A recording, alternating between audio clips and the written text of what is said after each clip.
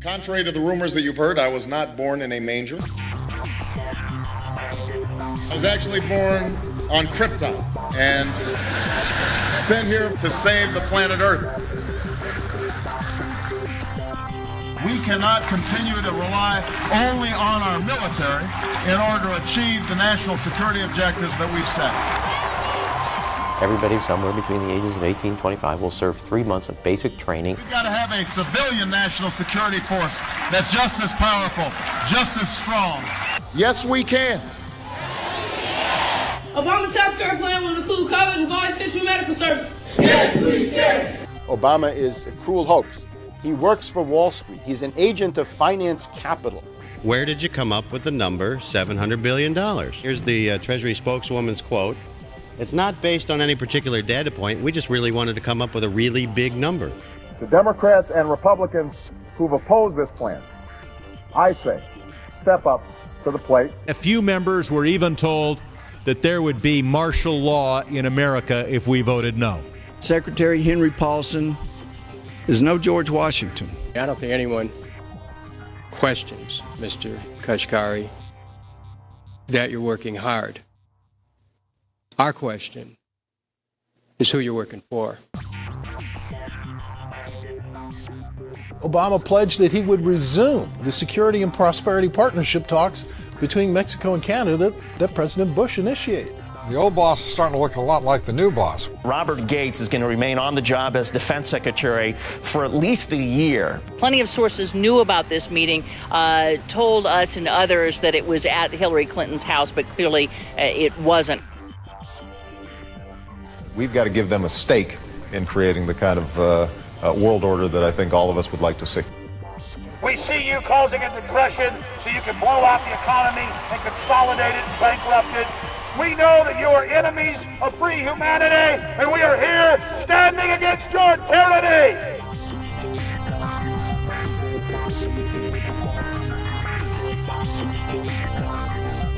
The Obama deception.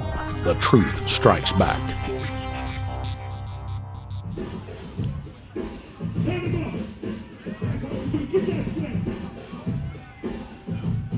Barack is like the manager of Burger King. All presidents are, including Bush. It's like this: when your fries are cold, if your burger is not done right, you go back to Burger King, America, or your government, and you say, my burger's cold, I want new fries. First, you go to the cashier, that's the courts. You argue to the courts. The courts, if you can't get no justice with the cashier, you say, let me see the manager. I want to go to the Supreme Court. I want to see the president. The manager comes out. Hi, what can I do for you?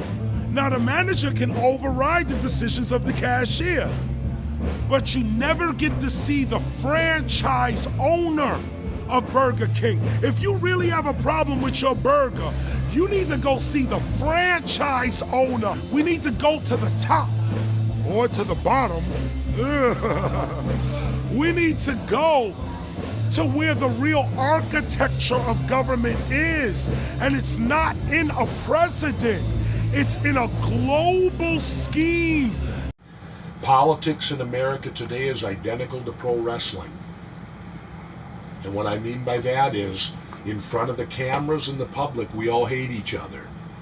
I'm going to kick my opponent's butt. I'm going to whale him from here to high water and beat the crap out of him. Yet behind the scenes, we all are friends going out to dinner. Went to dinner together. And it's all a work. All intermarried. Show business. It's showbiz. And that's what you have today in politics. The Democrats and Republicans aren't really opposed to each other. Left and right mean nothing. The only thing that counts is, are you working for Wall Street or you're trying to defend the people against the financiers? It's pretty obvious that there's some gigantic financial institutions that have been pulling the strings of politicians in this country for a long time. And just the fact that we have it set up where they can donate millions of dollars to these guys' funds, these guys' campaigns. I mean, how do we not expect it all to go bad? America in 2009 was desperate for change. The past 8 years had been a disaster. Those weapons of mass destruction got to be somewhere. Maybe under here.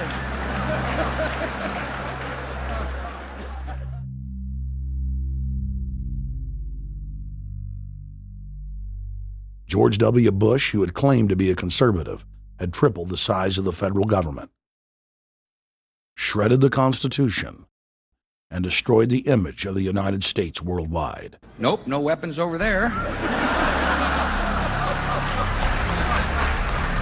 Endless wars, over 1 million dead Iraqis, and more than 5,000 dead U.S. troops. The Patriot Act, warrantless domestic wiretapping and spying, the end of Posse Comitatus, the rise of the treasonous North American Union, a deepening recession sliding towards total economic collapse. These factors and other abuses had the American people in a state of panic for their future and the very existence of the United States. The elite were in trouble. The people were beginning to see through their facade, past their front man, and to the ruling elite behind the throne. For the first time in U.S. history, both parties were universally hated. Congress had a 9% approval rating. The globalist agenda had stalled. And then, onto the scene came a man who promised change. Change we could all believe in. Barack H. Obama promised to end the war and bring our troops home fast. He pledged to uphold the Constitution and to stop the federal government from spying on the American people. Candidate Obama told American workers that he was going to get them out of NAFTA and GATT, and he's already breaking those promises.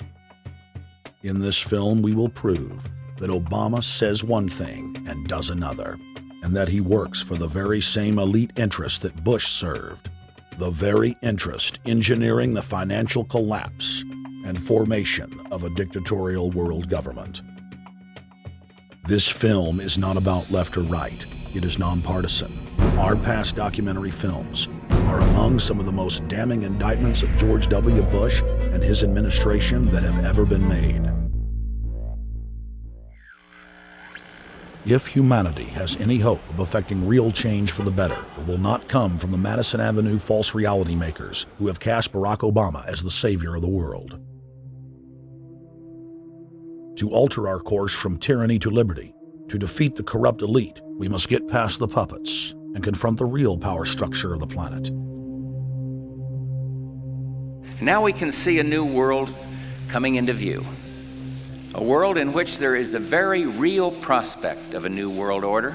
Webster Griffin Tarpley is an accomplished geopolitical analyst and historian. Among his scholarly works are the unauthorized biographies of George Herbert Walker Bush and Barack Hussein Obama. Since Bush the Elder made his speech at the United Nations back in September of 1990 talking about the New World Order, I think I've become confused about what's actually going on in the world. The New World Order is a more palatable name for the Anglo-American world empire. It's the planetary domination of London, New York, Washington over the rest of the world. It's hard to get people to join that or think they have a part in it if you call it the Anglo-American world empire. If you call it the New World Order, then people in India or someplace like that or the European Union might think, well, there's something in that for us too. But that's not what it is. It's the Anglo-American New World Order.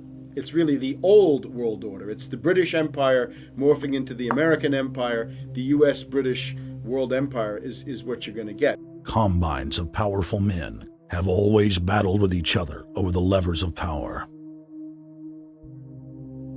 Gerald Celente is recognized as one of the world's foremost trends forecasters and is the founder of the Trends Research Institute.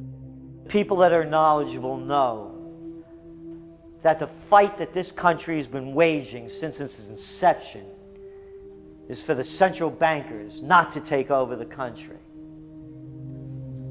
And that's why people like Andrew Jackson were elected. And that's why people revere people like Thomas Jefferson and others. The takeover's happened, and it's a corporate takeover.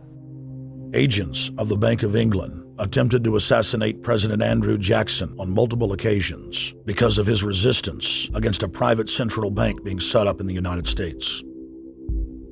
And it was something that Abraham Lincoln warned. And this is, by the way, why I believe he was assassinated. This is the Lincoln quote. "The money powers prey upon the nation in times of peace and conspire against it in times of adversity. It is more despotic than monarchy, more insolent than autocracy, more selfish than bureaucracy. I see in the near future a crisis approaching that unnerves me and causes me to tremble for the safety of my country. Corporations have been enthroned. An era of corruption will follow, and the money power of the country will endeavor to prolong its reign by working upon the prejudices of the people until the wealth is aggregated in a few hands and the republic is destroyed. Wall Street has killed Main Street." So I know how unpopular it is to be seen as helping banks right now, especially when everyone is suffering in part from their bad decisions. I promise you, I get it. Up until about the Kennedy assassination and the beginning of the war in Vietnam, the United States is a very powerful engine for world progress. It's the assassinations, the Kennedy assassination, and the others in the 1960s, the beginning of the Vietnam War, and the beginning of the absolute domination of the Wall Street Group over every other interest. Nobody else counts except the Wall Street money masters. That has now made the United States into no longer a force for progress, but something very different, often a force for destruction in the world. The military-industrial complex has taken over the country along with the Wall Street gang. If you look also at the people that Obama has put on his appointments list, it's all Wall Street. It's government of Wall Street, by Wall Street, and for Wall Street. There's nobody from heavy industry. There's nobody from the auto sector, nobody from Silicon Valley, nobody from big oil, nobody from defense, no labor, no women, no retirees, no small business, nothing. It's pure Wall Street. The only people who have a voice in Obama's councils are Wall Street finance oligarchs. That's all there is. Nobody else counts for anything under Obama. It's the most extreme Wall Street administration we've ever had. Before his death, President Woodrow Wilson apologized to the public, regretting that he had been deceived by a group of international bankers and the country's financial system had fallen into their iron grip via the Federal Reserve Act of 1913. Whether sought or unsought by the military-industrial complex, the potential for the disastrous rise of misplaced power exists and will persist. Dwight D. Eisenhower, he warned the people that the military-industrial complex was taking over the country. Only 3 years after leaving office, President Eisenhower's prophetic warning concerning the threat posed to our system of government by the military-industrial complex came to pass. President John F. Kennedy had enraged the entire elite network. Now, Kennedy was brought in as somebody who was expected to be a puppet. It was thought that his pro-Nazi father, Joseph P. Kennedy, the bootlegger, the speculator, would guarantee that Kennedy would be obedient to the establishment. They thought that Kennedy was a sex maniac who could be manipulated through all of this, but it turned out that through his personal suffering, Kennedy had discovered a personal sense of himself which went beyond just being a puppet, and he began to think about things like economic recovery, world peace, having a space program, making deals with the Soviets, cutting the Federal Reserve down to size, and a whole series of other things. Executive Order number 11110, signed by President Kennedy, began the process of abolishing the private Federal Reserve. Kennedy was also pushing for real civil rights reform and had begun the process of pulling the troops out of Vietnam. The last time you had an actual president was Kennedy. The oligarchs took swift and decisive action. When John Kennedy attempted to take the government back from the robber barons, he was brutally murdered. The message to future U.S. presidents and leaders across the world was clear: do as you're told or die. John Fitzgerald Kennedy was the last true president of the United States. And until the globalists are removed from power, we will never have another real one. The other thing about the American presidency you've got to remember is that this is a puppet post. It's automatically going to be a puppet post. The idea that Obama is somebody who's going to come in and exercise real authority when he's obviously been chosen and given everything that he's got by these financiers. Presidents are now little more than corporate pitchmen who take all the political heat, while the controllers remain in the shadows, safe from public scrutiny. Hip-hop icon KRS-One is not just known for selling millions of albums. He has led a tireless crusade against youth violence and has been a strong voice for human rights. If they controlled it before, what makes you think they're not controlling it now? The country was on a verge of revolution. They threw a black man up. Now we like this. They give him the money, they give him the bundling, they give him vote fraud, they give him the media whores, they give him goons, they even have elected officials making threats to put people in jail if they criticize Obama in public. All of this is the mark of a puppet. And that means that he is a puppet, actually more of a puppet than anybody else, more of a puppet than Mrs. Clinton would have been, even more of a puppet than McCain. He's the maximum puppet that we've had certainly since Jimmy Carter. They put a black face on the New World Order, and now we all happy.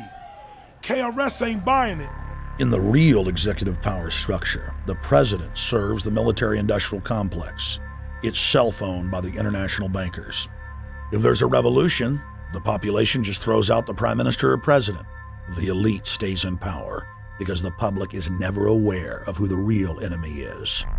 In Evian, France in 1991, standing before the Bilderberg Group, the apex of the world government power structure, David Rockefeller defined the New World Order as a system of world government serving the international banking elite.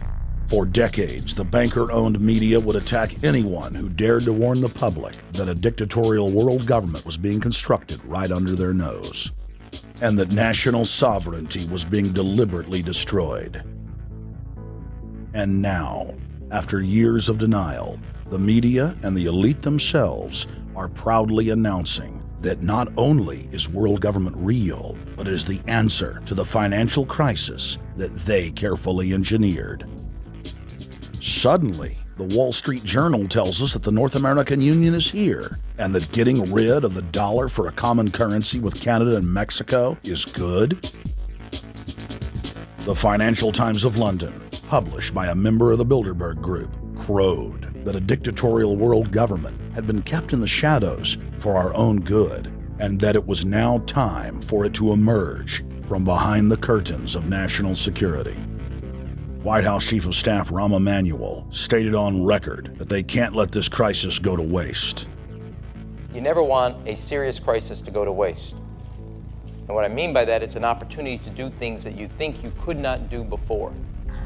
And Henry Kissinger, who gave Barack Obama his first job out of college, told national television that the economic collapse was a great opportunity to bring in the New World Order. He went on to say that Barack Obama was the perfect person to sell it to the world. But he can give a new impetus to American foreign policy, partly because the reception of him is so extraordinary around the world. I think his task will be to develop an overall strategy for America in this period when really a new world order can be created. It's a great opportunity. It isn't such a crisis. In June of 2006, our team traveled to Ottawa, Canada, to gather intelligence on the shadow government's agenda for the coming years. I think that's the Queen. Investigative journalist and best-selling author Daniel Estulin had been tracking the Bilderberg Group for more than 16 years. His moles inside Bilderberg informed him that the elite were planning to first run the price of gas up to $150 a barrel, unimaginable in 2006. He also reported that after suckering the middle class back into the stock market, the group was going to implode the subprime mortgage market and destroy public confidence. Well, one of the things that we're getting from this morning and this afternoon's conference, this morning conference was about the energy crisis, the price of oil. The afternoon conference, which started about 4 o'clock, 4:30, they were talking about one of the American delegates, I wasn't told who exactly it was talking about the the concern that the American citizens have had with the housing prices going down, so they're not investing that money. So what they needed to do is they needed to create the illusion that everything is going well. So what they're going to do over the next year and a half is to bring the market back up to 1998, 1999 levels. They're going to get all the suckers to invest whatever little money they have left over, and that's when they're going to make the economy bottom drop out. They need to destroy the economy because as we're running out of oil, when people don't travel, at least that's what they're saying, when people don't travel, when people don't have money, they don't travel, they don't spend any money, which means you don't waste a lot of oil and natural gas. That's the afternoon's So how does this conversation. source, I mean, just ballpark, so you have the sources of... Well, actually, there are two people who are members of the Bilderberg Club. It's actual members that are... They're members of the Bilderberg Club who for years and years and years have been going and participating in all the conversations. They've always been dead on, always. And last year they said the oil prices are going to go up to 150. At the time it was 39, it went up to 76, basically doubled. If it doubles again, it's going to be back to where these people They say. attack Iran and will it, Year after year, Estelin and other reporters like Jim Tucker are able to report on future events with stunning accuracy, all because they know the agenda of the Bilderberg Group. The Bilderberg Group sits at the top of the world power structure. 125 of the richest and most influential individuals on the globe make up its membership. From Istanbul, Turkey to Chantilly, Virginia, we have tracked the elusive Bilderberg Group. Bilderberg always insist on a media blackout. By June of 2008, we had already figured out that Barack Obama was the elite's puppet of choice.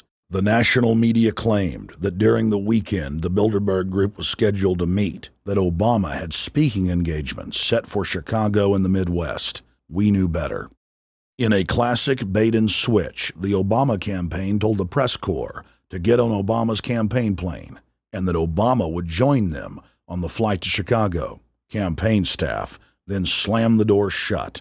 The fawning press had been shanghaied as Obama's campaign aircraft lifted off without Obama. Robert, why were we not told about this meeting and that the senator wouldn't be on our flight until the doors were shut and we were about to taxi to take off? Again, we had a desire, Senator Obama had a desire to do some meetings. Others had a desire to meet with him tonight in a private way, and that's what we're doing. We set up these meetings. They're being done tonight. Again, Is there more than one meeting? Is there more than one person with whom? I'm not going to get into all the details of the meetings. I don't know that I've got a ton more different answers for all of your questions. Obama wasn't going to Chicago. He had a meeting to attend, a secret meeting. Initially, it was believed that the secret meeting took place at Clinton's Washington, D.C. home. Obama's spokesman denied that, but won't confirm where the former rivals met. He also declined to comment on their topics of discussion. For a day and a half, the mainstream media engaged in a wild goose chase, trying to find out where Hillary and Obama had gone. 3 cover stories later, the corporate press had to admit they had no idea where the 2 candidates had gone. And to this day, Clinton and Obama aren't talking. Plenty of sources knew about this meeting, told us and others that it was at Hillary Clinton's house, but clearly it wasn't. In 2008, the trail led us to the Westfields Marriott Hotel, right outside Washington, D.C. We just flew into Washington, D.C. We're driving to the Westfields Marriott. Tomorrow, the hotel's closed throughout the week into the weekend for the Bilderberg Group meeting. We're going to check in the night before. They're going to kick us out tomorrow. So we're going directly into the belly of the beast. The hotel will be filled with at least 5 spy agencies: CIA, Defense Intelligence, Mossad, European Union security. We checked into the Westfields Marriott 48 hours before hotel guests were scheduled to be thrown out ahead of the annual meeting. The building was nestled in the heart of the military-industrial complex, with the National Reconnaissance Office and Raytheon just a stone's throw away.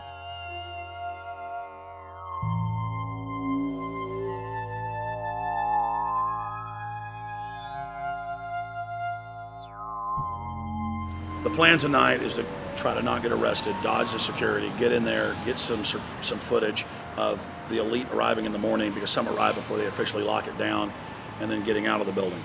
That's our plan. I'm also going to be getting a call by a international syndicated radio show, Coast to Coast AM with George Noory, and all week he's getting briefings from me every night about things as they develop.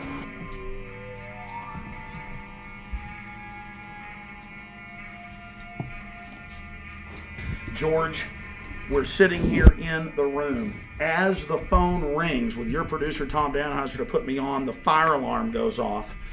So everybody is exiting the building. I know this is a setup. They timed it exactly when this happened. Open the door. I want them to hear the fire alarm. Open the door. I want people to hear this live to the 16 million people listening.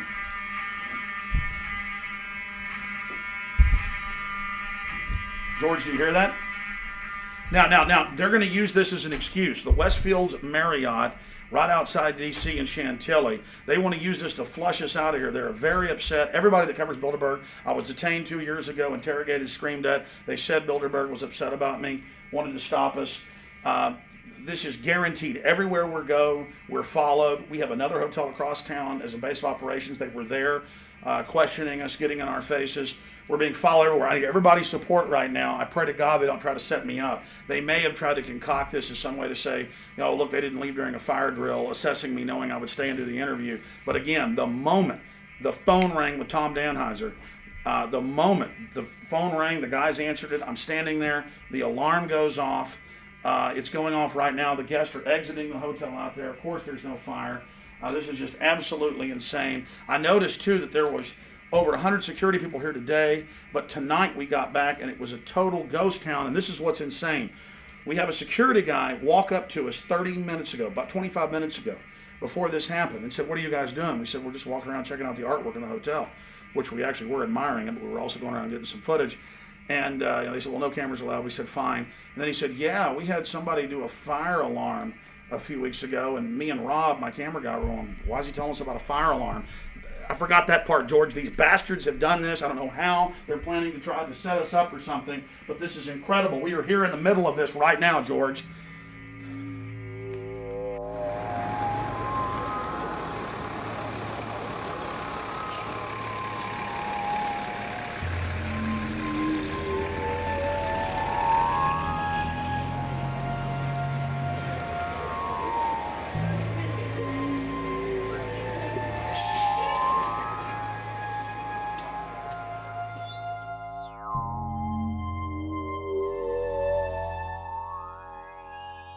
There you go. Stay there. Keep it locked.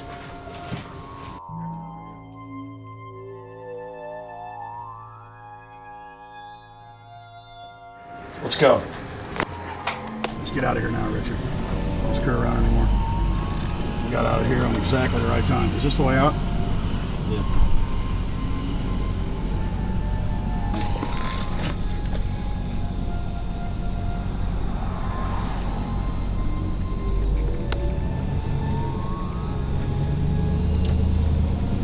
We got a car right behind us.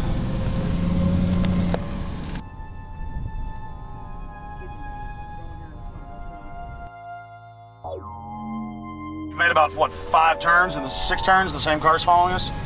Now he looks like he's following us into a... He came out of Bilderberg, he came out of the Westfield. He's being a little bit subtle, but... Not too. So there he is. That's him over there in the blue car. Yeah.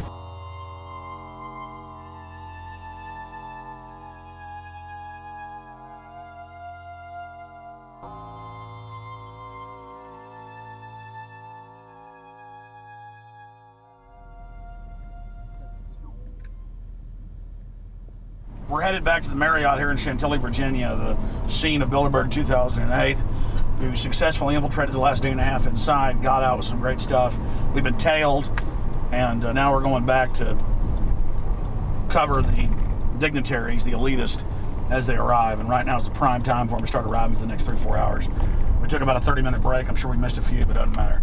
Because we've got scores of people that just organically are listeners, info warriors that are out here taking action. Taping us.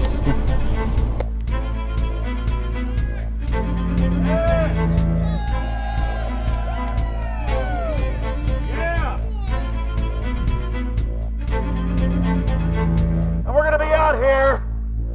next 3 days, while you try to chart the future of our destiny, we're taking our destiny back. You're not our gods or our masters.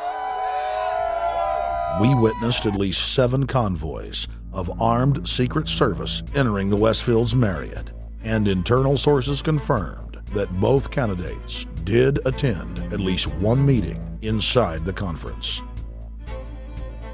While the Bilderberg Group was 100% successful in 2008 at keeping their name out of the mainstream media, they did not fare as well when it came to the exploding independent press. During the entire 2-day event, anti-New World Order protesters and alternative media encircled the hotel. You are being exposed everywhere! From David Rockefeller, from John Edwards, from Bill Clinton. Your game of secrecy is over! You're gonna pay! Get him! It's up close! You piece of trash! This is Bernanke, man! Bernanke, you're going down!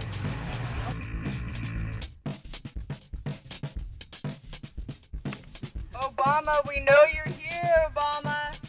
You cleared your schedule for the next 3 days. We know you're in Virginia. Arch criminals! New World Order scum! We are not your slave scum! Brave Americans came from all over the United States and bullhorned the main conference hall at close range as the global power brokers schemed inside. You are criminals! You control the central bank, you control the currency, and you're turning our beautiful country and world into a nightmare! The global elite are desperate to keep their organizational meetings a secret. They are keenly aware that if the population discovers that policy is being developed covertly by powerful special interest, the people will revolt. It is our duty to expose these criminals. It's a criminal act under federal law for federal officials to have private meetings to discuss world policy with non-federal workers. So everybody from the State Department, Treasury Department, White House, Defense Department, and others who show up, as they always do, they're committing a criminal act simply by being here to attend a secret meeting with officials from other countries to discuss U.S. policy in the world. So literally it's a criminal act. And every newspaper, every broadcaster has a patriotic duty to expose these scum and the evil they project. The election primaries served as a great diversion while the true future course of the nation was being set behind closed doors. You've got, obviously, the Bilderberger Group, founded by the former Nazi Prince Bernhard of Holland. You've got the Trilateral Commission, founded by David Rockefeller's Zbigniew Brzezinski. They're the ones who ran the Carter administration. Everybody in the Carter administration, from Carter and Mondale and Volcker and Brzezinski, were all members of the Trilateral Commission. Founding member of rap sensation Public Enemy, Professor Griff, gave us his view of the Obama phenomenon. Barack Obama's been given a pass by the Blue Bloods. He's been given the okay by certain secret societies for them to let him in. I truly believe imperialism and fascism needs a facelift. And that facelift is going to have to be black. And the reason why I believe that, simply because I think they're trying to go into Africa. Well, they're already in Africa. But they want to totally control all the natural minerals that they're going to need to carry themselves into the 21st, 22nd, and 23rd centuries. You follow me? So I think they have to go through a phase of galvanizing the masses of dark-skinned people that truly believe that change needs to come, but the change that they're talking about is not necessarily change for the better as far as the masses of the people. It's probably a better change for them. It's not going to change for us, the little man on the totem pole. And no one looks at the agenda. Long as he positions himself right, have the right tie on, have the right smile, repeats the slogans over and over and drives it home, the average American is just going to swallow it hook, line, and sinker. And we don't even know what the agenda is. Writing in his 1964 book, With No Apologies, Senator Barry Goldwater said, The Trilateral Commission is intended to be the vehicle for multinational consolidation of the commercial and banking interest by seizing control of the political government of the United States. The Trilateral Commission represents a skillful, coordinated effort to seize control and consolidate the four centers of power: political, monetary, intellectual, and ecclesiastical. What the Trilateral Commission intends is to create a worldwide economic power superior to the political governments of the nation-states involved. As managers and creators of the system, they will rule the future. Bilderberg issues executive decisions and prime directives to its subdirectorates for implementation. The Trilateral Commission takes the Bilderberg Group agenda and executes it through regional roundtable groups throughout Europe, Asia, and the Americas. The Council on Foreign Relations serves as the managing roundtable group in the United States sector. The Council on Foreign Relations has dominated every administration since the days of FDR. The way in which they make policy and rule is that they are a polycentric oligarchical system. You have to be a finance oligarch. Remember, this is not a society ruled by generals, not by priests, not by bureaucrats, not by demagogues, none of those, but by bankers. Bankers rule, and the bankers set up these institutions. They set up things modeled on the Royal Institute for International Affairs, Chatham House, and the Milner Round Table of the period right after the Boer War, so even before World War I. You had the British setting up these round tables, institutes with publications and conferences, and this is how they make policy. Upon Obama's inauguration, members of the Bilderberg Group, Trilateral Commission, and CFR flooded into every position of power in the executive branch, replacing Trilateral Commission and CFR members who previously filled the positions during the Bush administration.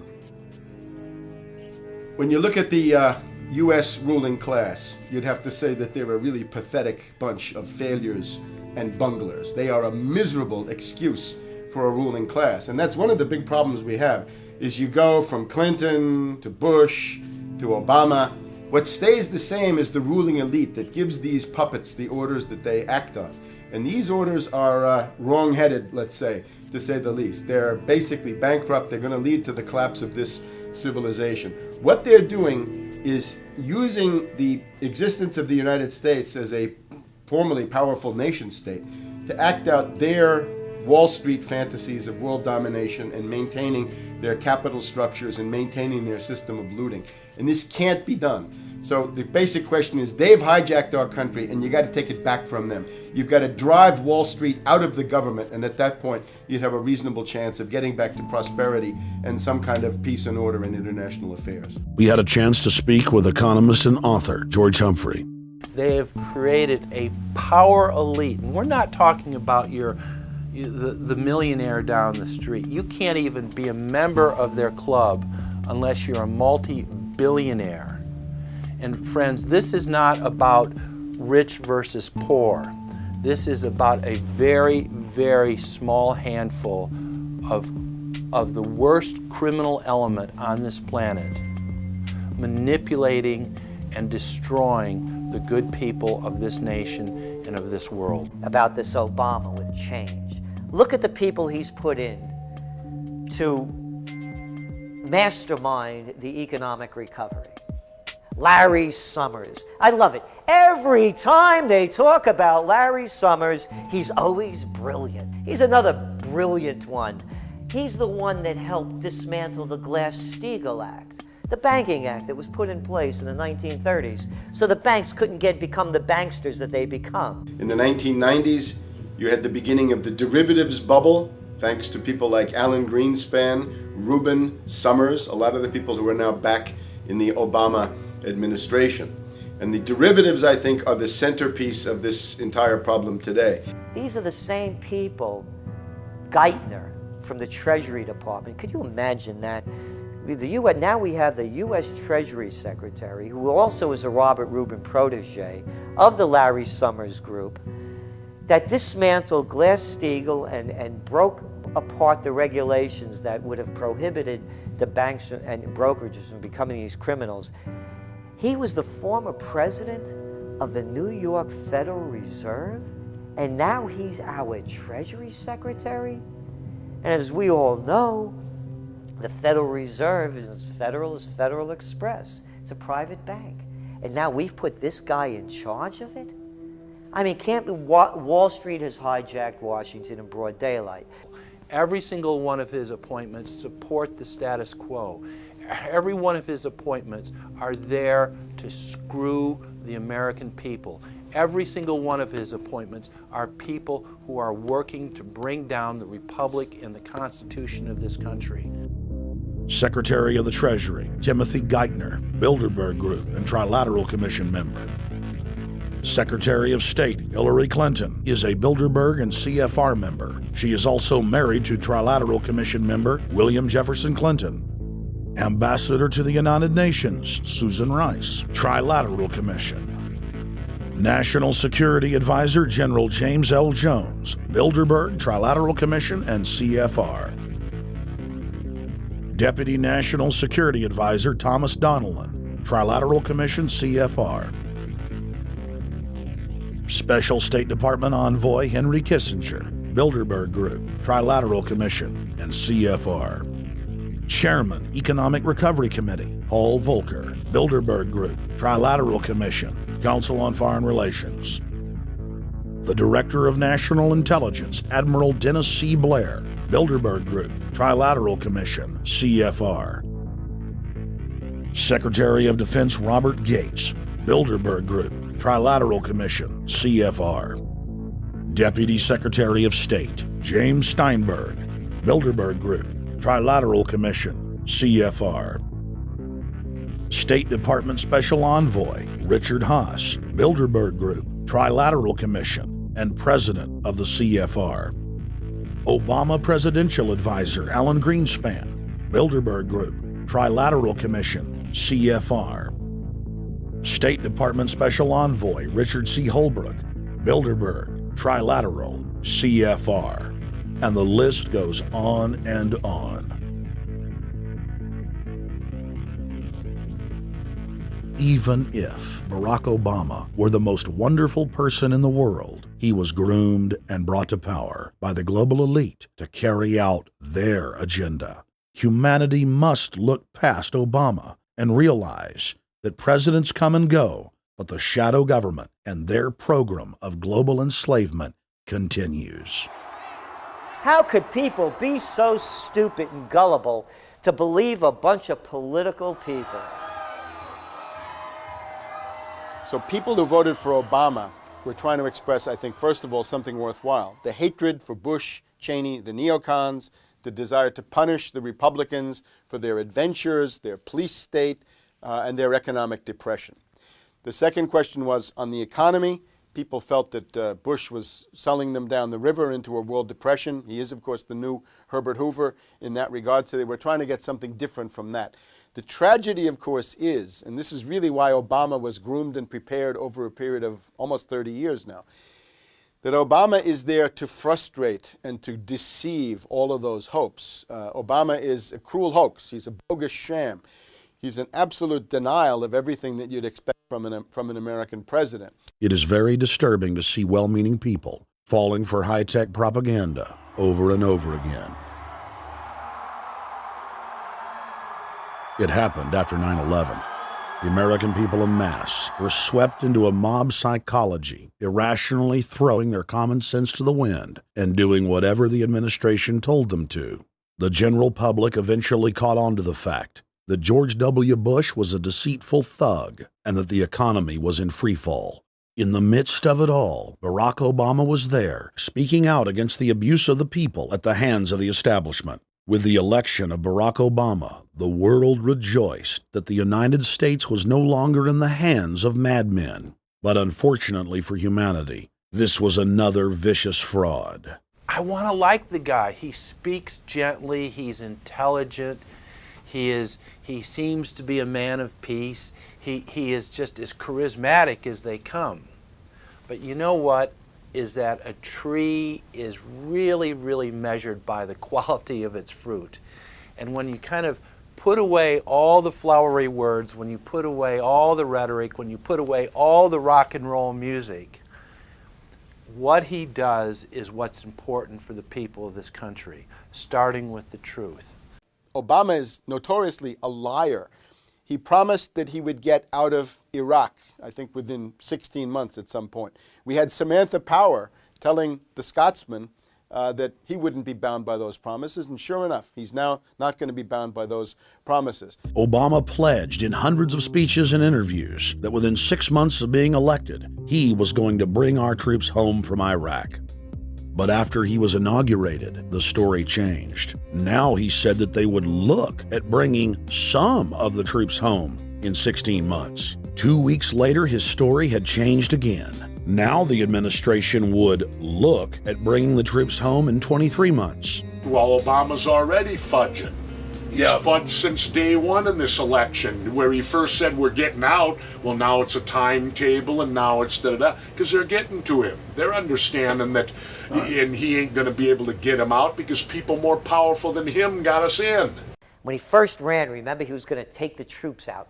I get in there, troops come home. Day one. There is no military solution in Iraq, and there never was. I will begin to remove our troops from Iraq immediately. And then that went to 16 months. And now he's going to add, they're saying, another 30,000 or more troops to Afghanistan. Next, he sent 30,000 more Marines to Afghanistan, doubling the total number of forces in the crosshairs. Barack then announced that he was going to move missile systems into Eastern Europe to encircle Russia. But after all, what should we expect after he kept Bush's Secretary of Defense Robert Gates? The outcome of this policy is if you're constantly meddling near the Russian borders with these fascist creeps, IMF, NATO agents like Yushchenko of Ukraine, or Saakashvili of Georgia, or these Kaczynski twins in Poland, or various collections of people in Latvia, Lithuania, Estonia, you're tied to these gangsters, and if they decide to start a war, that rapidly escalates into thermonuclear World War III. This is worse than the neocons. Bush and Cheney never got as far as Brzezinski, Soros, and the other people running Obama. Barack Obama swore that he would vote to repeal the Patriot Act, but then he voted for its reauthorization. Obama decried the Bush administration's illegal warrantless wiretapping of the American people. Then he voted to legalize it. Obama pledged that he would filibuster any attempt to give retroactive immunity to the telephone companies, the telecom companies, except he then turned around and voted for that bill. Most people don't know, for example, that he voted to reinstate the Patriot Act and more government wiretapping. Candidate Obama told desperate factory workers in speech after speech that he was going to renegotiate NAFTA and GATT to make it more fair for American workers. It is absolutely true that NAFTA was a mistake. But then his campaign was caught sending out memos to top corporate leaders, telling them not to worry and that it was just campaign rhetoric. We had Obama saying, you know, I'm against free trade. I don't like NAFTA and all those free trade sellouts. We had Austin Goolsbee going to the Canadian diplomats and saying, don't mind him. He's just popping off. That's just election era rhetoric. Doesn't mean anything. Presidential candidate Barack Obama was publicly criticizing the North American Free Trade Agreement in a bid for votes, but privately telling Canadian officials not to worry about it. He said that he was going to bring us peace in the Middle East. He said that he was going to bring us transparency and a balanced economy. He said that he was going to not have lobbyists. He said he was going to clean up government. He said he was going to work for the environment. And point by point by point, within the first month of his inauguration, he has lied and deceived and cheated the American people. The people of the United States and the world were filled with hope that Obama was the real deal when in his first week in office he signed an executive order supposedly closing Guantanamo Bay and other secret prisons. Then the press actually had a chance to read the executive order and were shocked to find that the executive order only said that Obama was thinking about closing Guantanamo in a year. But worst of all, the executive order continued the practice of rendition which the LA Times called secret abductions. They don't know. They think that he's signed off immediately on closing Guantanamo, but he's allowing prisoners now to be taken to foreign countries and not knowing where they're sending them and to be tortured in foreign countries. They don't know that they kept that provision in there. Obama is now continuing the practice of secret arrest, secret prisons, and most importantly, indefinite detention without trial. When a British High Court said that it was preparing to release secret British and U.S. torture orders that prove that the Bush administration was ordering personnel to systematically abuse detainees, Barack Obama threatened to cut off all U.S. intelligence ties to England. To add insult to injury, he stated that the program was important to national security, not only endorsing Bush's crimes, but continuing them. Obama voted for a reinstatement of the Patriot Act. And by his early deeds already, again, as we saw with the issues of retention, he's willing to send people that have been charged with nothing to be tortured to so-called get the truth out of them. If the makers of this film attempted to cover all of Obama's lies, this documentary would never be released because there are new ones every day. So in the interest of time, we're going to cover one more big one. Barack and his handlers made the cornerstone of his campaign, keeping lobbyists and donors out of his administration. Within hours of being elected, Obama did a 180 and filled the White House and federal government with lobbyists and donors at all levels. Obama picked William Lynn, the top lobbyist for Raytheon, to fill the number 2 position at the Department of Defense. Timothy Geithner, former president of the private Federal Reserve Bank of New York, was picked by Obama to be Secretary of the Treasury. Geithner promptly crammed the Treasury Department full of lobbyists, like his chief of staff, Mark Patterson, formerly the top lobbyist at Goldman Sachs. Obama appointed top lobbyist to the Saudi royal family, George Mitchell, as the lead Middle Eastern envoy. Obama appointed the king of Wall Street lobbyists, Leon Panetta, to head up the CIA.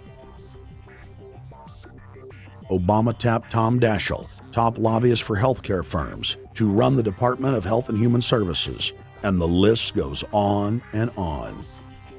Then, 3 weeks into his administration, Obama launched a new lie, more outrageous than the previous. With Academy Award-level conviction, he said that he was upset about the banker bailout, which his own chief of staff, Rahm Emanuel, another former Wall Street executive, had engineered. Obama said that he had signed an executive order capping the CEO's salaries of those who had taken the bailout money. There was just 2 problems. All the major banks and brokerage firms were exempt, and the new order only dealt with any future bailouts, and those were to be on the honor system. What gets people upset, and rightfully so, are executives being rewarded for failure. AIG, Bank of America, and Citigroup, which have received billions in bailout money, don't fall under this plan. Only banks negotiating future agreements with the government will be restricted. But this appears to be built on an honor system, and White House Press Secretary Robert Gibbs had a hard time explaining how enforcement would work. Well, let me get, I will get clarification from Treasury on that. Generally speaking, this is already the biggest liar and the biggest disappointment that we've seen in recent history. And again, qualitatively beyond the rather low standards set by Bush the Elder and Clinton in terms of delivering on promises. Bottom line, Obama is a fantastic actor and an even better liar. His track record is clear. He has done the opposite of everything he told the people he would do. They'll make up one lie after another. And if you believe these people, knock yourself out. I don't believe a word they say. Within 1 month of the passage of the first banker bailout bill, the press reported that over $5 trillion had just disappeared out of the U.S. Treasury. By December, the amount of money that had been stolen had reached $8.5 trillion. The leadership of both political parties circled the wagons and would not discuss where the money had gone. In the Fed! In the Fed! In the Fed! In the Fed! Informed Americans protested the private Federal Reserve System at all 38 of their regional governorship offices. Arrest Bernanke and Paulson! Arrest all the criminals that stole the banker bailout money! It was refreshing to see people standing up against the real power structure, not being distracted by the elite's frontmen like George W. Bush and Barack Obama. We traveled to Dallas, Texas to cover We the People taking on the real enemy. Hey, I want to talk to the workers up there on the parapet. The ones smoking cigarettes that just jumped back. You're with the American people, we know that. But understand, ask the workers inside. You're not in a federal government building. You're in a private Federal Reserve that uses that name as a fraud. That'd be like if my first name was Federal Reserve Jones. I'm still not the federal government. I'm not a federal agency. But if I said my name was Federal Reserve, I could go out and pay off politicians and get them to allow me to get into power so I could issue the currency and credit, and then I could buy up the world. That's what these criminals have done. A lot of people think that the Federal Reserve is already part of the government. They're not. It's controlled by cliques of unelected, unaccountable bankers meeting in secret. Most of these people have never even been through the formality of a Senate hearing or a Senate confirmation. They claim that they're part of the U.S. government. They masquerade as if they were part of the U.S. government. But in reality, this is a purely private operation. Jackals, hyenas, raptors, all of them loyal, not to the American people, but to the Wall Street banks, which is where most of them come from. Everyone is pointing to Barack right now, President Obama, as saying, you got to get the economy together. You got to get the economy together. When in fact, the president has very little to do with the economy. It's the Federal Reserve chairman that at least sets the policy. That's a privately owned company, the Federal Reserve Bank. They set the agenda. These guys are masquerading as a federal institution. They are a private banking consortium, and this is their front, their holding company. The Federal Reserve is not federal. It's a front for a private banking cartel. That's on record in congressional testimony, and they're the ones orchestrating the economic collapse we're seeing right now, so that's why we're here. While at the In the Fed rally outside the Federal Reserve Bank in Dallas, Texas, we spoke with Ron Paul's brother, Wayne Paul. 1913, the Federal Reserve Act was passed, floor of the House, where 3 members of Congress were on the floor. At that time, they only needed a majority of votes to pass it. So in 1913, the Federal Reserve Act was passed. 20 years later, 1933, under Roosevelt, the United States was declared bankrupt. And in 1933, the Federal Reserve Private Bank says, okay, USA, what are you going to pledge as collateral on the debt you owe me? What happened by 1936? Does anybody know? We instituted Social Security system, and you and I and our children and our children's children were pledged as collateral on the debt of our government to the Federal Reserve. And that's where we're at today. It took 20 years to make this country bankrupt, and since then, our government has operated under emergency powers of our government. It is not the president that makes the decision in this country. It's the Secretary of Treasury who turns around and is put in there by the Federal Reserve to manage the bankruptcy. We've been in bankruptcy ever since. So to print $700 billion and to give it away, how do they get away with it? The manager of the bankruptcy is told by the Federal Reserve this is the way to go. That's where we're at today.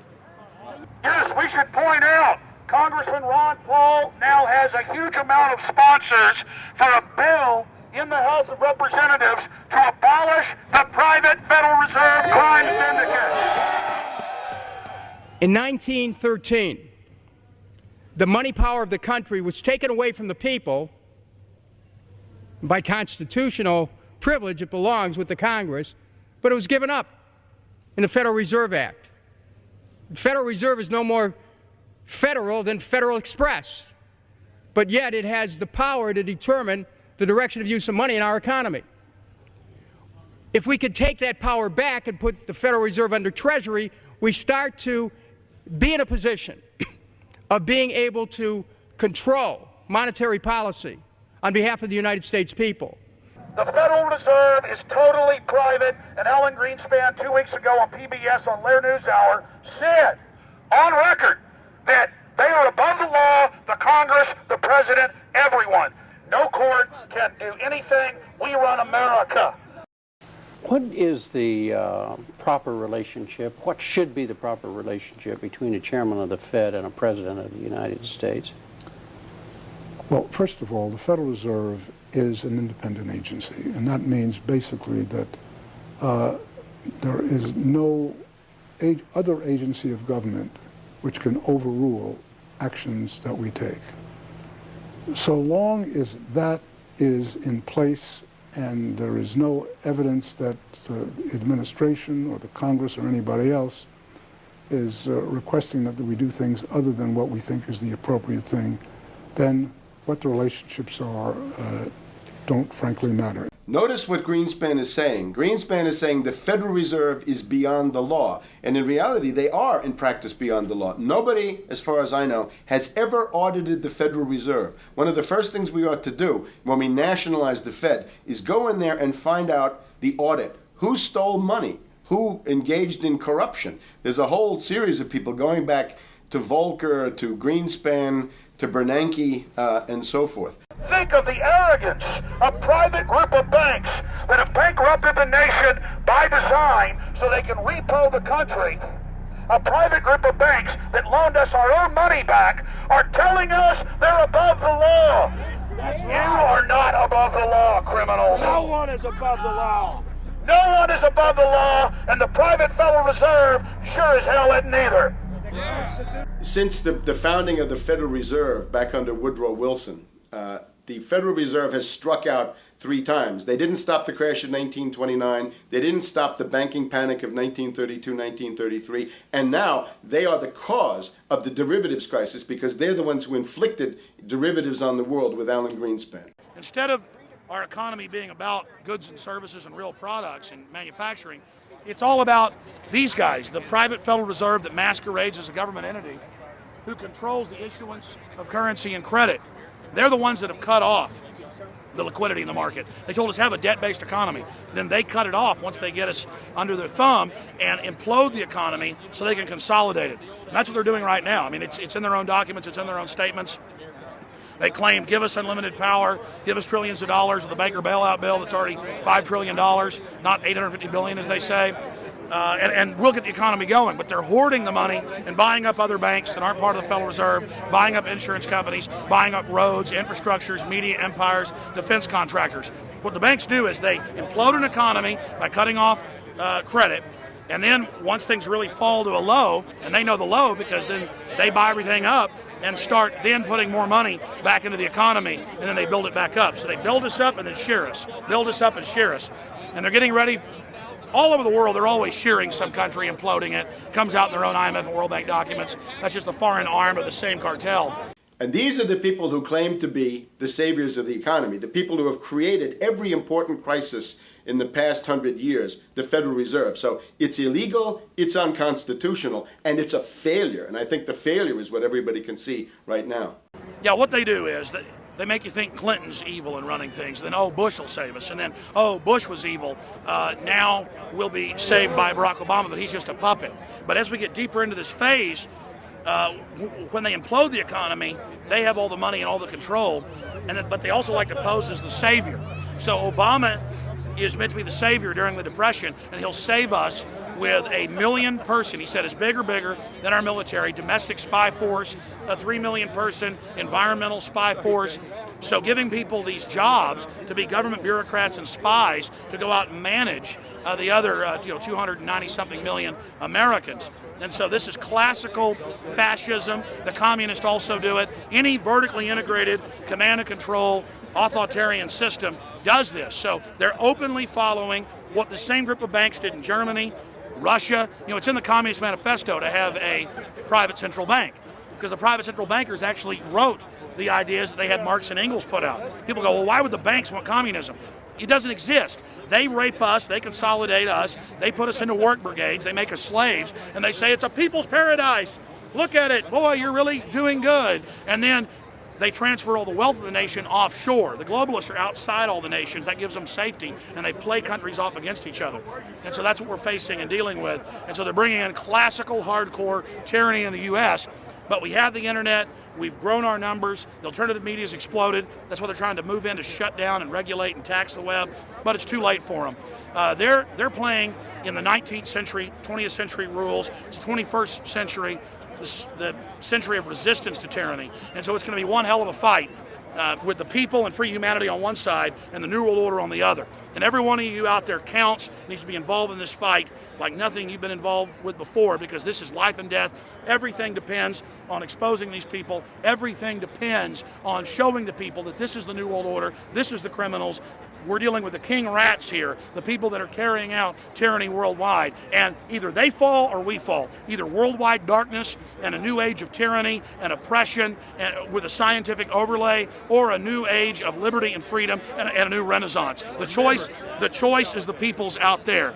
Okay, we can tell you what's going on. You can check it out for yourself and find out it's true. But don't wait. Investigate now. Get involved now. Go out there and reach out now. We don't have time.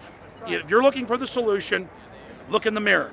Look right into the mirror, because you out there, men, women, old, young, black, white, doesn't matter. It's going to be up to you if they win or if liberty succeeds and the people have a chance of having any future. These are cold-blooded eugenicists. These are cold-blooded people who think they're God, think that they're our masters, that think that we're animals. These are the guys that funded Lenin and Stalin and Hitler and Mao. These are the guys, it's all on record, that bankroll this stuff. They are hardcore vicious, and they must be resisted.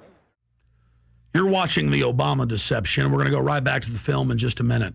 But I wanted to take some time out in the middle of the film to encourage all of you that are watching it online right now to go to Infowars.com and purchase a high-quality DVD of the film.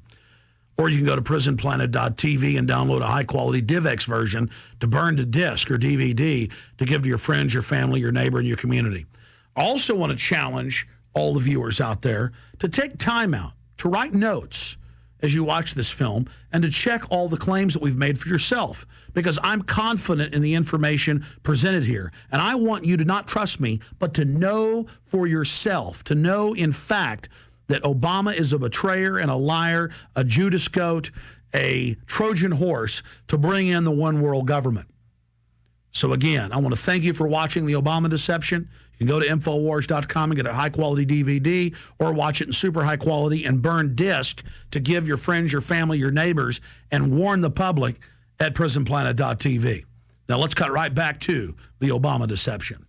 Up until about the Kennedy assassination and the beginning of the war in Vietnam, the United States is a very powerful engine for world progress. It's the assassinations, the Kennedy assassination, and the others in the 1960s, the beginning of the Vietnam War, and the beginning of the absolute domination of the Wall Street Group over every other interest. Nobody else counts except the Wall Street money masters. That has now made the United States into no longer a force for progress, but something very different, often a force for destruction in the world. That doesn't need to remain that way.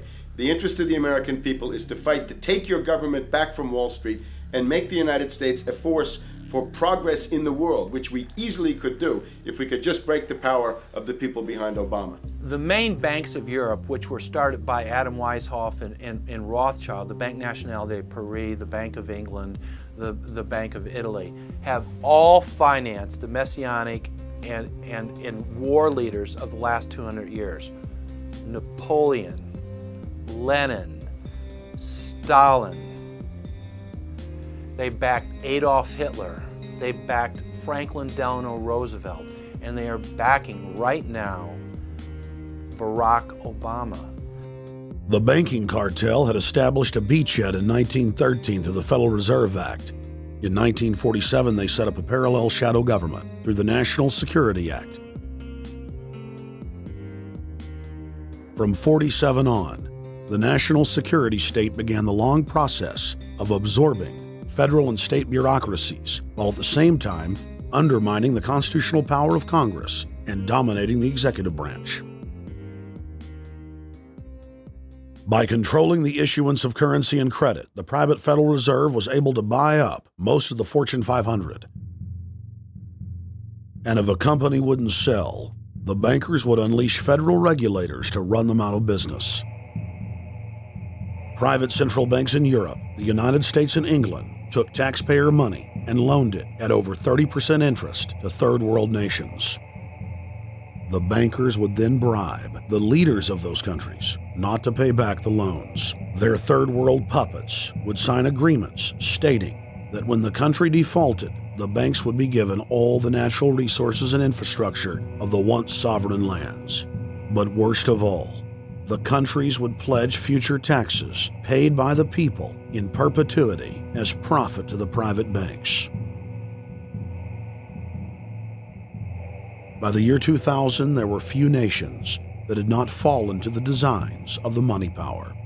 The globalists were now ready to start their final phase of world government takeover, the destruction of the Western nations' economies.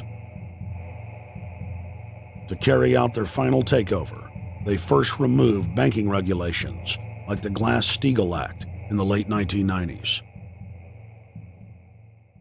This allowed their front companies to issue unlimited credit to the world and to set up colossal Ponzi schemes, the likes of which the world had never seen.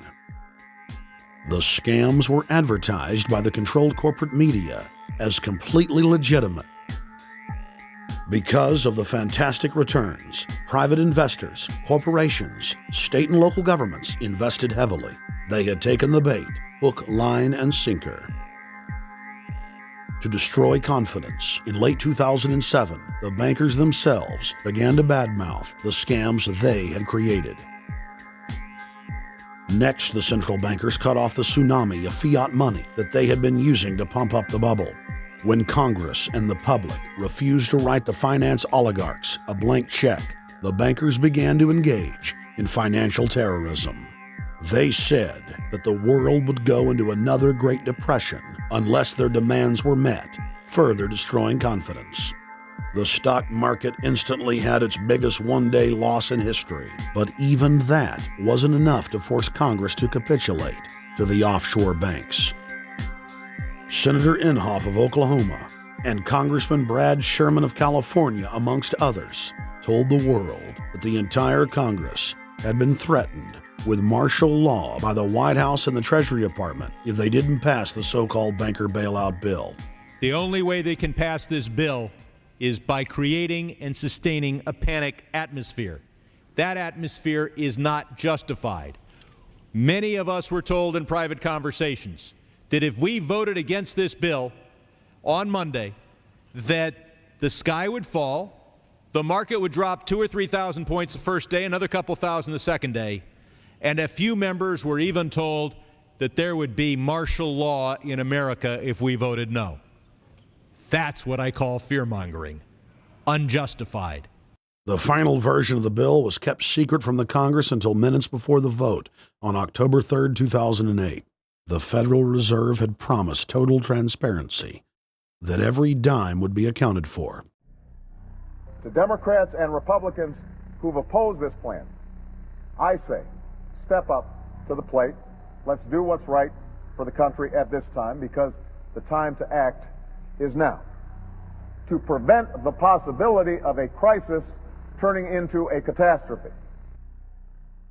After its passage, the public learned with horror that the bill was really a financial coup d'etat by Wall Street. The bill didn't just give $700 billion to the banks. It was a blank check. And as of February 2009, $9.7 trillion has disappeared into a black hole. Within 24 hours of its passage, Secretary of Treasury Henry Paulson said they were no longer going to use the money to unfreeze the mortgage market by buying bad debt. We went to Congress. Illiquid assets look like the way to go.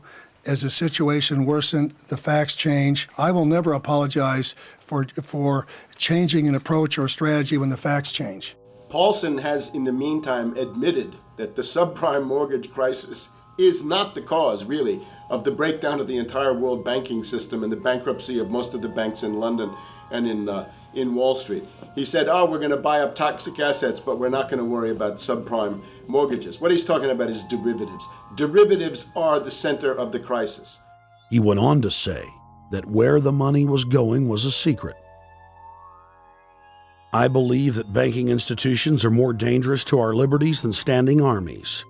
If the American people ever allow private banks to control the issuance of their currency, first by inflation, then by deflation, the banks and corporations that will grow up around the banks will deprive the people of all property until their children wake up homeless on the continent their fathers conquered.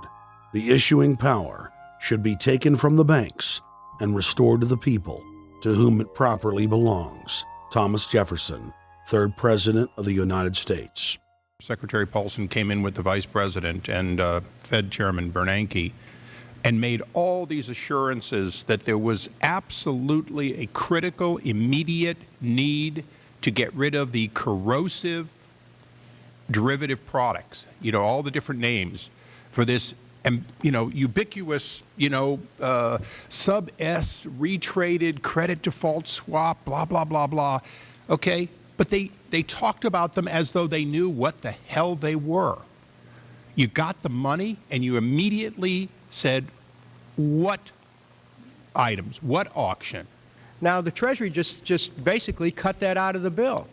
And what we have here is a situation where banks are hoarding the money that they're getting from the TARP. They're using the money to purchase other banks. And all of a sudden, the Treasury sent a signal to the banks, forget about it.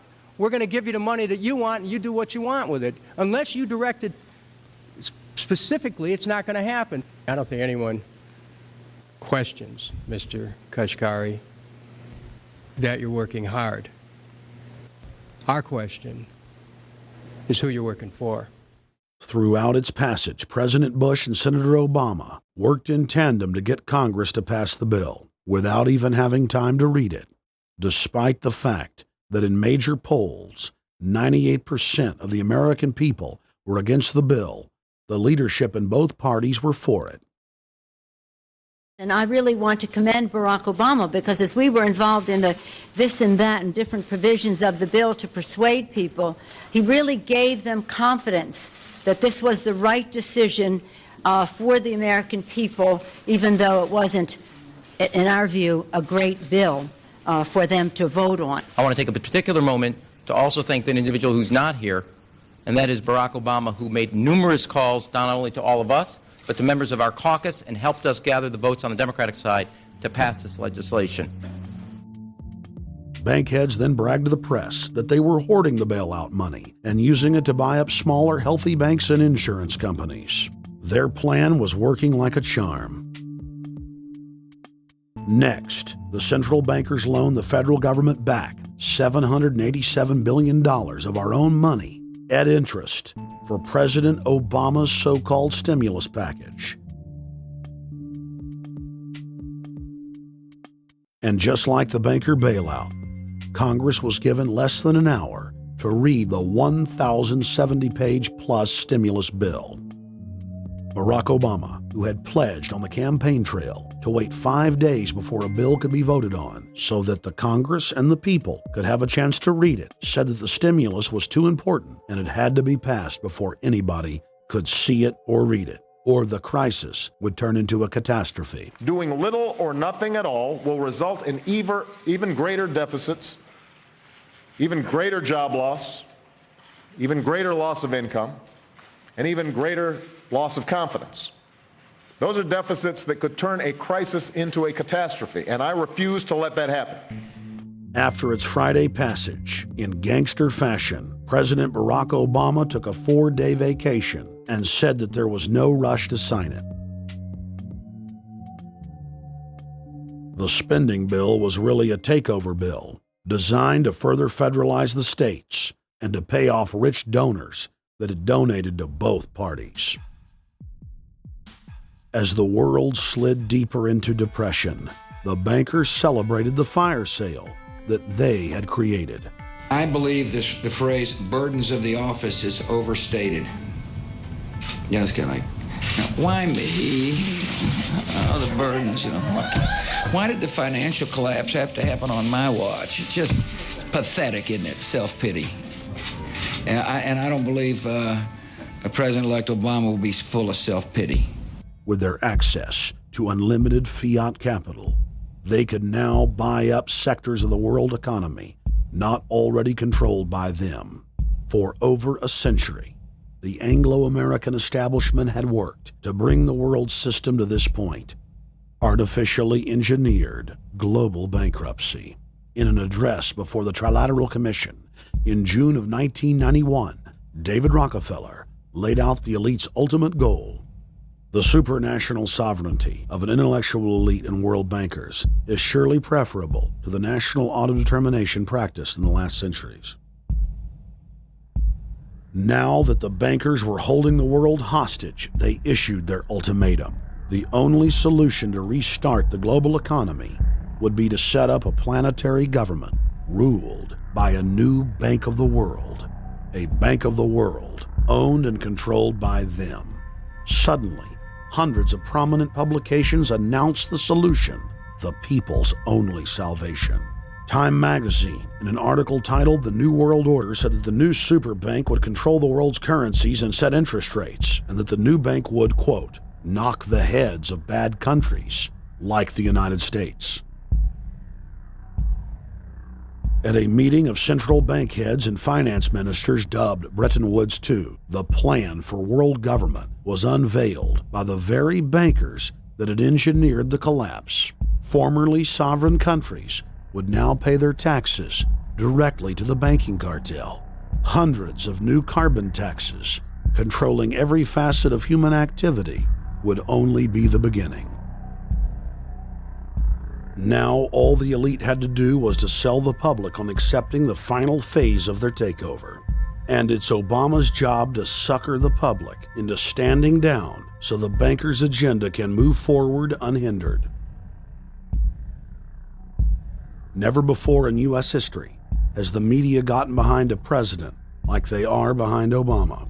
The press has pulled out all the stops, bestowing a crown of infallibility upon Obama as the savior of the people. The elite are betting everything they've got on Obama's charisma and hoping that he can sell the world on their program of tyranny. Yes, there have been differences between America and Europe. No doubt there will be differences in the future. But the burdens of global citizenship continue to bind us together. A change of leadership in Washington will not lift this burden. In this new century, Americans and Europeans alike will be required to do more, not less. Partnership and cooperation among nations is not a choice. It is the only way. We've got to give them a stake in creating the kind of world order that I think all of us would like to see. In truth, Obama is not simply continuing George W. Bush's policies. He is radically expanding them. I thank President Bush for his service to our nation. This film has documented the painful fact that Barack Obama's agenda is the complete opposite of what he has claimed it to be. Now we will reveal what Barack Obama and his controllers' true agenda is. Number 1. Bring the United States under the complete regulatory control of a private offshore superbank known as the Bank of the World. More than 100 new taxes are now being developed under the umbrella of curbing greenhouse gases. The new taxes will be paid directly to the private bank consortium. At the producer level, taxes will be paid on farm animals' flatulence. At the consumer level, there will be carbon taxes on all forms of meat, beef, poultry, pork, and fish. All cars will be fitted with satellite tracking boxes that will tax driving by the mile. And an added tax will be placed on all fossil fuels, including motor oil and natural gas. All plastic products will have a carbon tax added. Outdoor space heaters and fireplaces are to be taxed. All electricity produced by coal-powered plants will be taxed. Under the cap-and-trade system, citizens will be forced to pay taxes on thousands of products to private cap-and-trade services owned by Al Gore and other elitists. There will be taxes on light bulbs, water, trash pickup, air travel, train travel, bus, ship, medicine, steel production, mining, clothing, laundry, asphalt are just a few of the new taxes to be levied. But to truly transform our economy, to protect our security and save our planet from the ravages of climate change, we need to ultimately make clean, renewable energy the profitable kind of energy. So I ask this Congress to send me legislation that places a market-based cap on carbon pollution and drives the production of more renewable energy in America. That's what we need. The notion of anthropogenic global warming is a fraud. In other words, the idea that the planet is getting warmer and that human activity is somehow responsible is a pseudo-scientific fraud. It's a big lie. It's a monstrosity. Remember the Nazis, they had race science, race hygiene. They said Aryan blood is different from any other kind of blood. This was, of course, idiocy, a fantastic piece of nonsense. Today, we got something similar. Global warming caused by human activity, and the answer to that is carbon tax plus cap and trade, according to the wishes of Al Gore, Prince Charles, and basically the entire world banking community, the world oligarchy. What they're trying to do with that is to perpetuate the current system where bankers rule the world, financiers rule the world, and the rest of us get the crumbs from the table. But remember, if you try to put on cap and trade and a global warming carbon tax with the idea that you're going to save the polar bears, what you're going to do is destroy human society. You're going to cause genocide on a massive scale. The deaths will be measured in the hundreds of millions and indeed in the billions. Just the idea of global warming means that there'll be no development for Africa, no development for the poorer parts of Southeast Asia, and no world economic recovery of any kind ever in our entire lifetime. So it's important to expose and fight the pseudo-scientific fraud of global warming. One more point about this. You don't need a climatologist to know that this stuff is a fraud. I'm a historian. I can tell you, in the last 1,000 years, we had a period of very warm temperatures called the medieval warm period, where all kinds of grapes and semi-tropical stuff was growing very far into the northern hemisphere. That was about 1100, 1200. It happened to correspond with an all-time maximum of sunspots. Right now, we can say that we're going into another maximum period where there'll be some warming, but we're well within the limits of the medieval warm period. About 1600 to 1650, there was an ice age in Northern Europe. The North Sea was filled with ice. The German and Dutch ports and the English ports were filled with ice. That corresponds to an all-time minimum of sunspot activity, the Spörer minimum and the Maunder minimum. So this has largely got to do with solar activity. We can see that other planets, not just the Earth, are warming slightly as a result of increased solar activity. But we're well within the minimum. So what the oligarchs claim to be an open and shut scientific case is a piece of pseudo-scientific nonsense, and it should be rejected. Number 2, the social engineers are fully aware that the Obama craze will wear off quickly, so they are racing to put in place the most oppressive police state control grid in human history. 20,000 battle-hardened regular Army troops are now being deployed to patrol the streets of the United States. FEMA is now building giant camps in every region of the country, and the Congress has introduced bills like the National Emergency Centers Act, H.R. 645, which merges local governments and the police under federal control.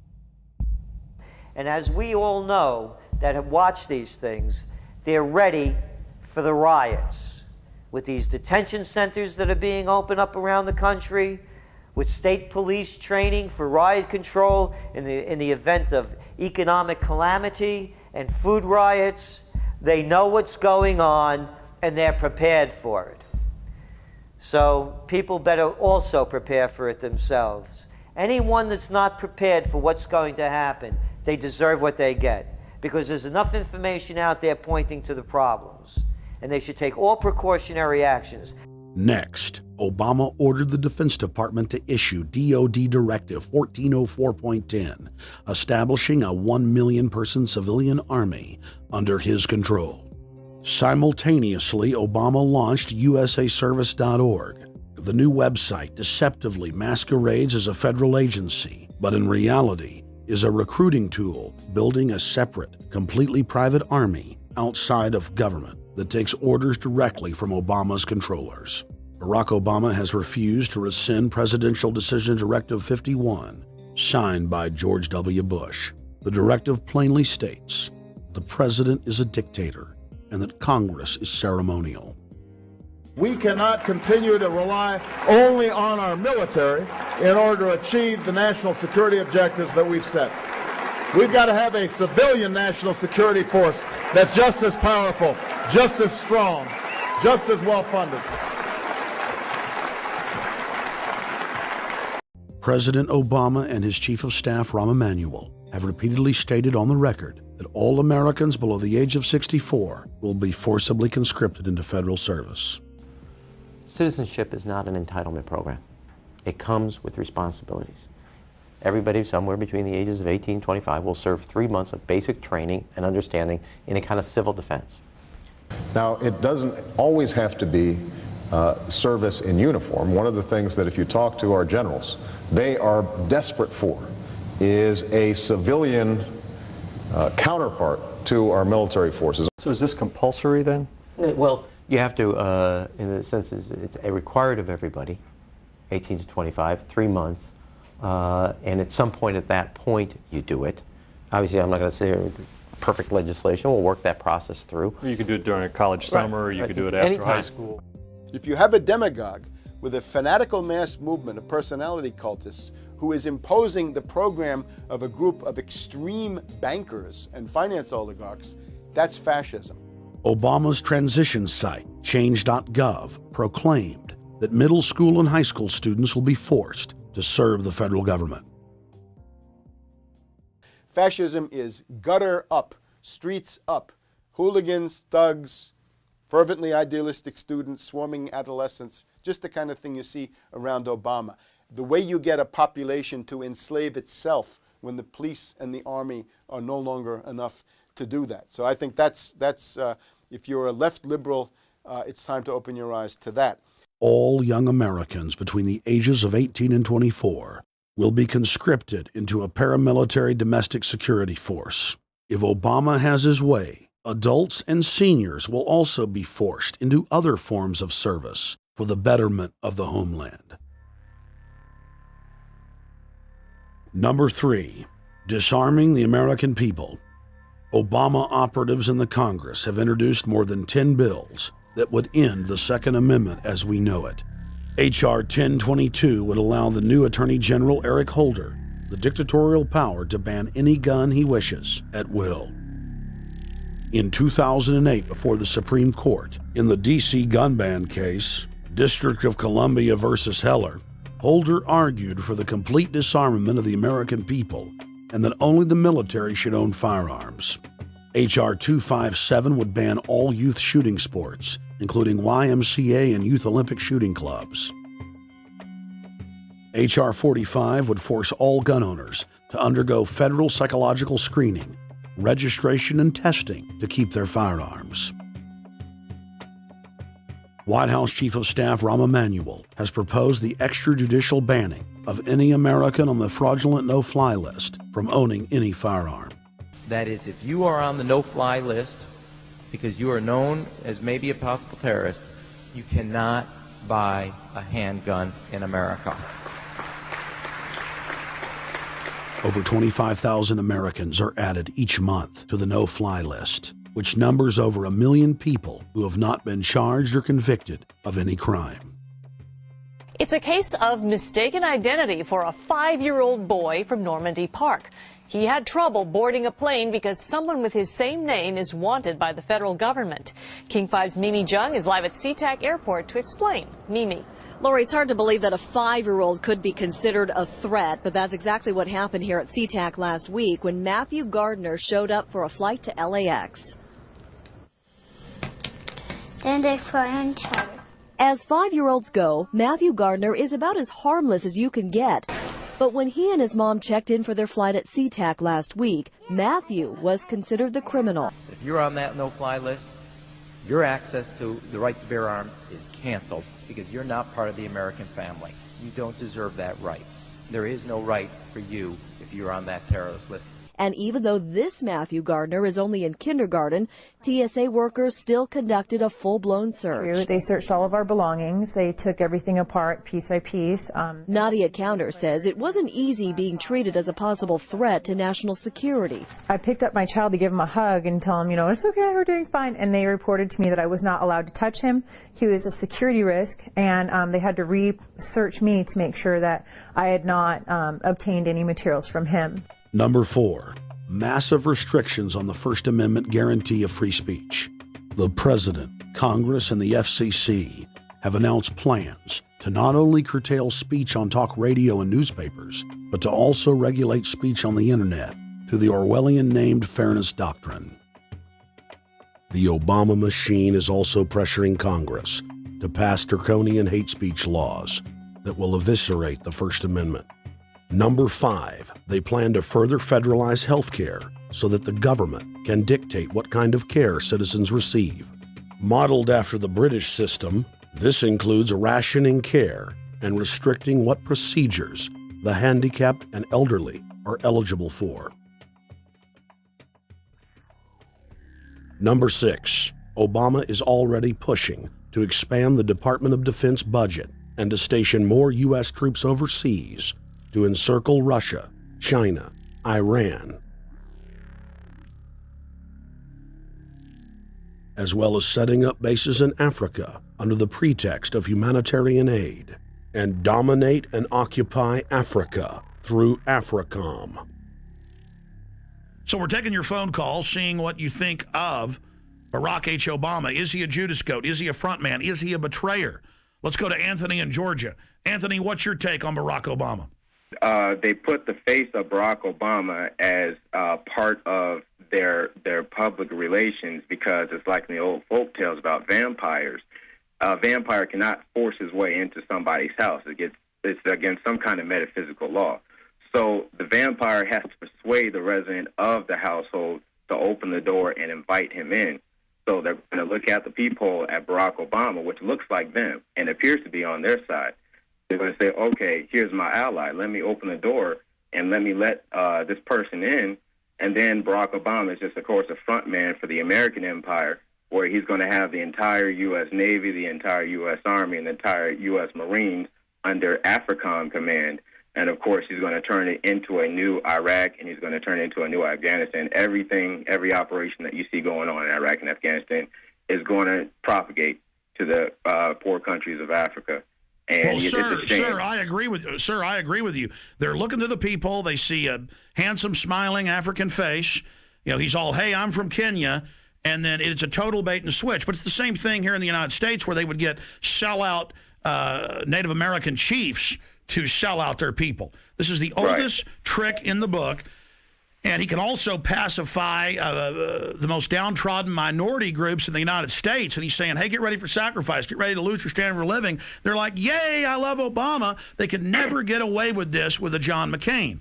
Obama basically does a couple of things. One is, again, this idea, kick the Chinese out of Africa. Kick them out of Sudan where they get oil. Kick them out of Zimbabwe where they get raw materials. Start a civil war in Congo, another big source of raw materials. Al-Qaeda, an arm of the U.S. intelligence community, is now active in Algeria, Tunisia, Morocco. You've got a destabilization going on in Kenya around Odinga. That's Obama's cousin. This is a guy who has two children. They're Obama's niece and, nephew in a broad sense. And one of them is named Raul, and the other one is named Winnie, after Winnie Mandela, who did the necklacing and political assassinations in South Africa. So this Odinga is essentially a CIA destabilizing operation in Kenya, and he's got a Odinga Islamic Alliance to crush the Christians in Kenya, but this also reaches into Ethiopia, it reaches into Uganda, Congo, Tanzania, and a whole bunch of other countries in that region. So all of Africa is a battlefield in flames between the U.S. and the Chinese, with Obama leading the charge to kick the Chinese out for geopolitical reasons. Number 7, radically expand federal control over family farms and ranches through the Animal ID and Premises ID system. Number 8, accelerate the merger of the United States with Canada and Mexico under the Security and Prosperity Partnership. He is also accelerating the transfer of remaining federal authority to unelected quasi-governmental bodies like the World Trade Organization. Number 9, Obama must convincingly play the part of the president and convince the people of the United States that the buck actually stops with him. This is critical to the globalist master plan because in 4 to 8 years, Obama must take the blame, as Bush did, for the New World Order's horrific agenda. At that point, the elite will put a new puppet in the ceremonial seat of power and build him up as the savior, only to tear them down again. And so the process is repeated over and over. For their program to work, it is essential that the people not learn that the presidency is now nothing more than theater, because if they did, the people would stop looking at the pawns and start looking for the king. Through this system of deceit, the elite's criminal agenda can continue forever because the people waste all of their political energy debating the media spectacle instead of investigating the globalist agenda. Number 10, it's Obama's job to sell the public on globalist policies that aren't in the people's best interest. But the overlords have many salesmen. His most important function is to protect the criminal oligarchs from prosecution while they loot the economy worldwide, start new wars, and engage in torture. They're called Generation O, and they were the key to Barack Obama's White House win. During the campaign, Barack Obama used the internet like no other candidate before him, harnessing the energy of millions of his supporters. But the question now is, what to do with this young, eager, energetic army? This gives Barack Obama and his administration contact information for so many people, so next time he needs to push his legislation, he can contact all these people. Kennedy-esque. I feel as though this was like when John F. Kennedy was elected. Shouting, smiles, and tears. It was the scope of Obama's victory that was most impressive. I saw a photograph of Obama playing basketball. And I said, you know what? I see him as a leader, and that's the world that's in his hands. Own a piece of history, commemorating the day the world changed forever. His confident smile and kind eyes are an inspiration to us all. In summation, Barack Obama is a Madison Avenue created fad. All of the crazed Obama worship being pushed by the corporate media is scientifically designed to capture the public in a net of peer pressure mass euphoria. If the New World Order can just distract the public for a few more years, the elite can finish constructing their police state control grid. Now, a lot of times, we don't want to know the issue. Right. We don't want to know the issue. We feel, what do you call this thing where you get this false sense of gratification, but because a black man is in office, everything's going to be all right. No, everything's not going to be all right. Yeah. Until you look into the agenda and what the Democratic Party has been about, is about, and will be about, regardless if Barack Obama is the president or not. And that's real. Barack Obama is the perfect Trojan horse. He makes the people feel like they finally have a place at the table, even as he betrays them. I won't have to worry about paying my mortgage. Oh, it's such a blessing to see you, Mr. President. Thank you for taking time out of your day. Never in my life would think that this would ever happen. Sadly, many Obama supporters can't see what's right in front of their faces because they've already invested their very identity in this artificially created cult movement. Throughout history, it has happened over and over again. People turn their intellect over to cult of personality mass movements, and it's happening again. The evidence presented in this film is documented fact, And those that ignore what history has taught us do so at the peril of us all. As frightening as the information in this film is, there are many things we can do to stop the globalist agenda dead in its tracks. First, we expose the cult of Obama for what it is, a sad hoax. Next, realize that we are all being propagandized 24/7. Investigate all information for yourself, be it political parties, the media, or this film. Be aware of the tricks that the elite use, like the staging of false flag terror attacks and other crises. Rediscover the Constitution and Bill of Rights. Promote a culture of true liberty. There is a reason the internationalists are attempting to destroy the sovereignty of all 50 states. They know it is one of the biggest threats to their domination. The federal government has been completely hijacked by foreign interest, and more than 25 states have recognized this fact and are moving to block the New World Order at the state level by declaring their 10th Amendment powers. But most important of all, there is a huge awakening taking place in the United States and across the world against the globalist agenda. Free people everywhere are joining together and saying no to corruption and tyranny and no to world government. This is the center of endurance, and endurance is what wins wars. Not how many people you kill, but how long can you endure? George Washington lost almost every battle he had, but he endured. He out-endured the British, and that's how the battle was won, endurance. And each and every one of you watching this, every single one of you, is just as important as the people who were our founding fathers, as that you are just as important as the Sons of Liberty who met in the 1770s to philosophize about freedom, to philosophize about a republic, to philosophize about a truly free country with a republic. There's 1 billion people on the planet. It only takes one to change it. Are you the one? There may be everybody in your classroom bugging out. Your whole school may be on fire with kids wild and bringing guns. But are you the one? Nature has a way of abundance. Nature puts out a lot of stuff looking for the one.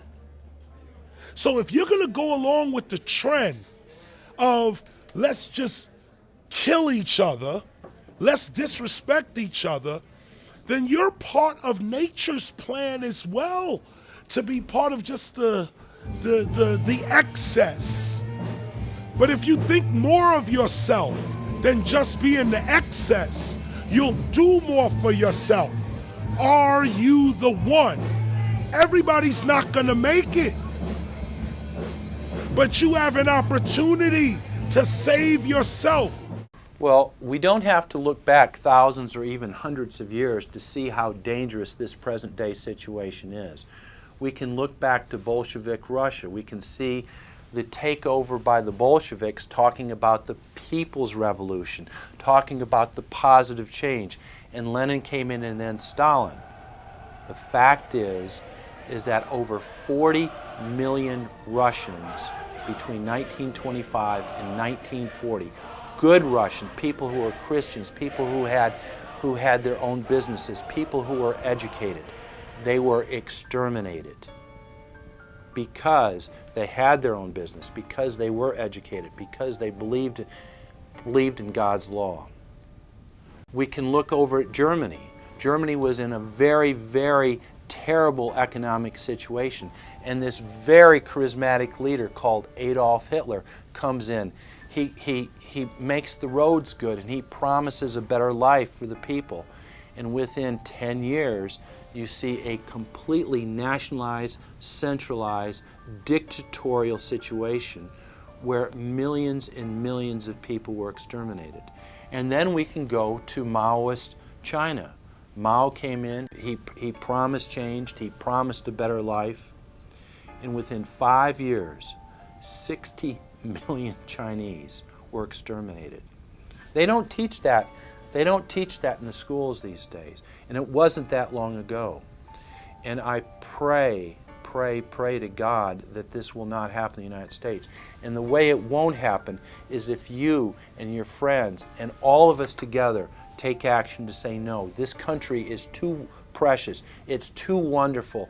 It's too good of a place to lay down as a victim. Greatness could arise once we break the shackles of the government that's holding us back. One thing America has more than any other country is an entrepreneurial spirit. One thing we have more than any other country is the ability to be innovators.